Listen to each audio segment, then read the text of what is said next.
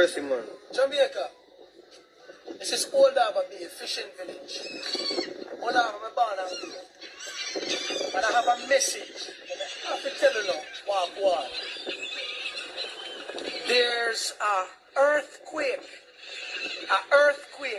that should be coming to Jamaica, to Puerto Rico, Dominican Republic, and to most of the Eastern Caribbean islands within 45 to 60 days since Hurricane Melissa passed. Yeah? Since Hurricane Melissa passed. I'm going to say this to you people. Take the warning. I want to listen. The people who are monitoring what's happening because the seabed, Melissa disrupted the seabed. You have a channel in the Puerto Rico, where in the sea from Puerto, they got the Puerto Rico channel. The channel has been cracked open much more.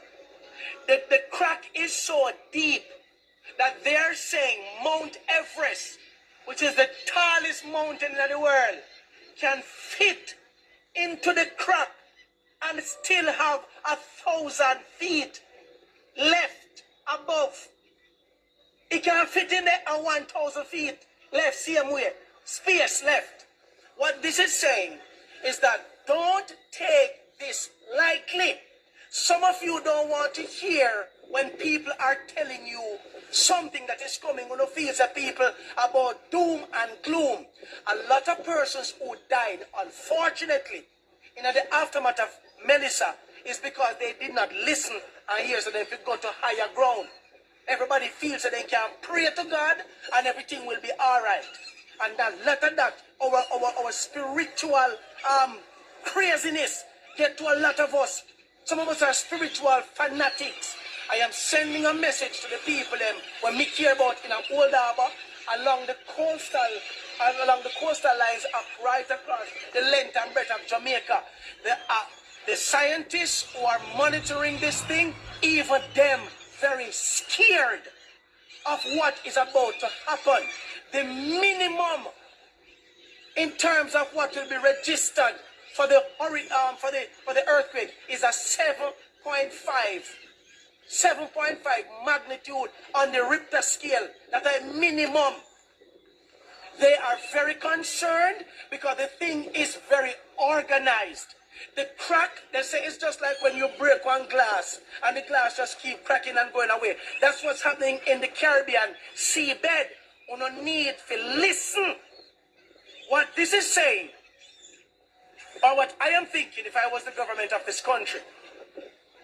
Find out the areas in the country, send all of the specialists, ask for international help to check the areas that have sinkholes that could possibly have entire communities submerged underwater.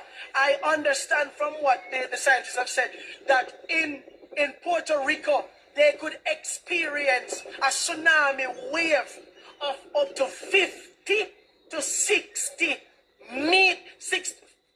feet. 50 to 60 feet. And that is like 5 to 6 buildings on top of one another.